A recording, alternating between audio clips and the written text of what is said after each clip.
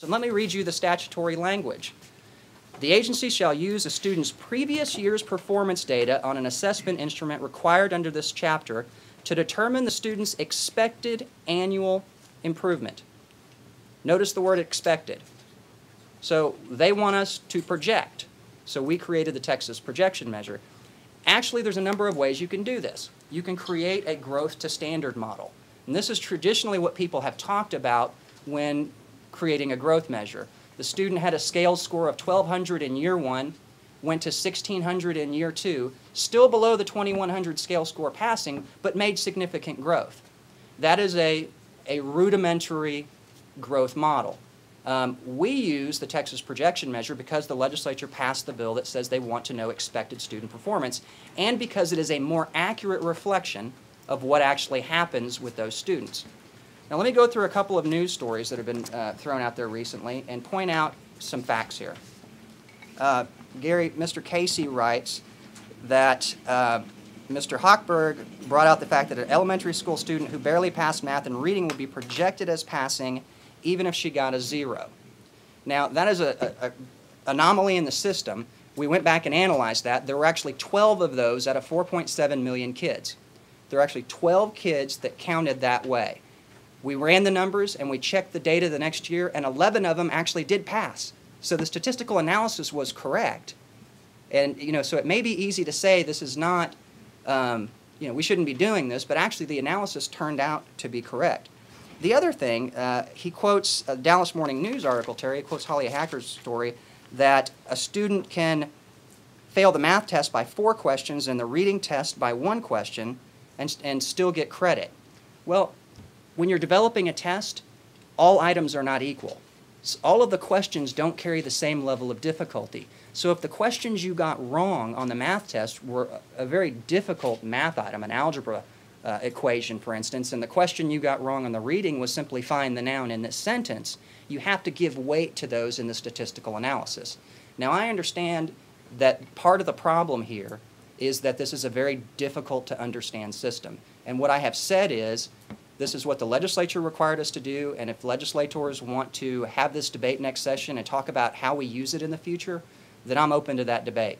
But over the last week or so, when we're looking at the data, we are finding a very high correlation of what we projected and what actually happened. And so I would also point out to you that a number of discussions have been had about the error rate. There is error rate. Not all error is bad in this system, and I'll point it out for this reason. Some of the students that we project to pass actually fail, and that is unfortunate. But some of the students that were projected to fail actually pass the next year, and that is a huge point to make, that students who were projected to fail actually wound up passing, and that contributes to part of our error rate. I want that error because I want educators to intervene with those kids if they're projected to fail and get them on path to graduation. Now, I know we've got a whole bunch of data here. Chris, do they have the handouts showing the boxes with the, yeah, so you should have all of that data.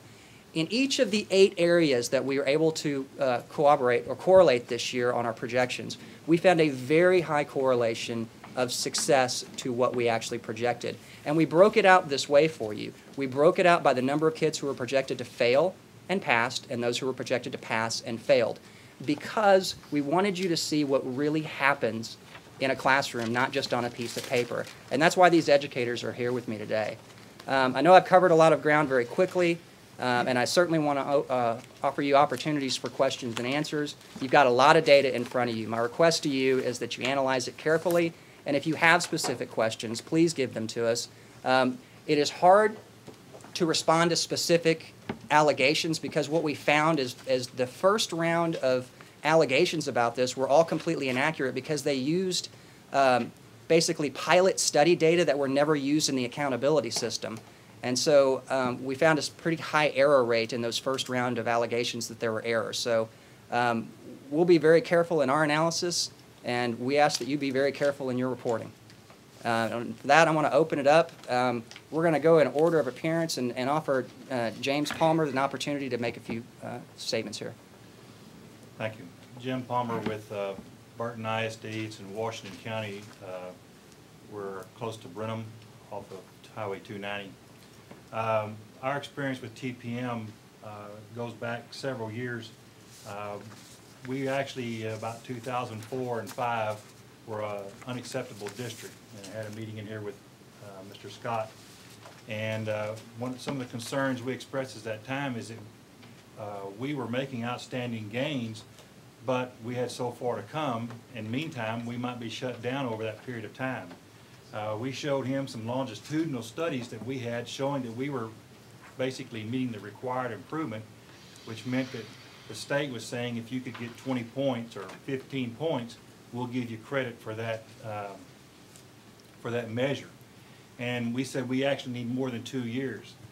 Over a period of time, around 2008, 2009, we had another discussion at a meeting with Mr. Scott. In the meantime, we had become acceptable district, and at that time, he told us about the TPM. I went back to my district and we looked at how that might affect us. What it's done for us is that, for instance, this year, we as a district had 16 measures that we were held accountable for. Out of the 16 measures, we had 9 that we met exemplary. We had 4 that we met as acceptable. Excuse me, 4 that we met as recognized, and we had another 4 that were as acceptable. With the TPM, the 3 that were acceptable, 3 that were acceptable, we were bumped up to TPM. Now our starting point, we were acceptable with 77 and 79%. So we were 1 student away from being recognized by standard measure, okay? With the TPM, we picked up those extra students and our ratings went from 77% to 87%.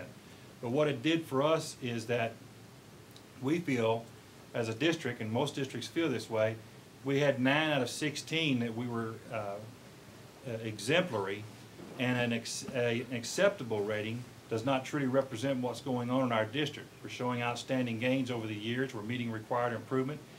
The ability with TPM to bump us up to a recognized status gives us credit for the things that we're doing in the years, bringing our kids from 2 and 3 grade levels behind to on grade level.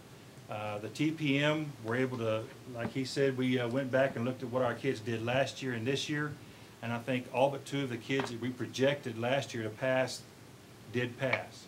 And the 2 that didn't pass were 1 or 2 questions away from passing.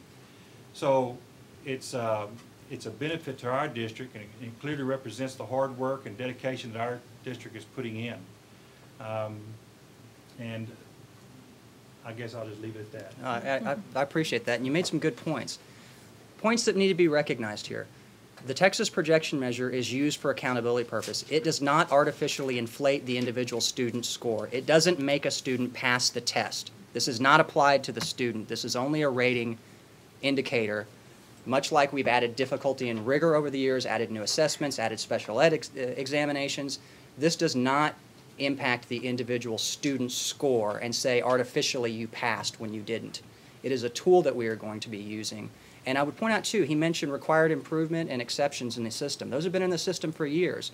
Many of the districts and campuses that are rated exemplary or recognized this year would have been exemplary or recognized anyway, even without TPM, because they would have used an exception or they might have used required improvement in previous years. And I would point out as well that we are ending the cycle on the TAKS test. We are starting into a new system. And if you go back and look at the TAS test, over the years, the number of exemplary and recognized campuses and districts started to go up as people responded and learned more about the test and became more engaged in providing instruction around the curriculum standards that we adopted in order to provide better education opportunities for students. So what we're seeing is very consistent with what we saw with the TAS test.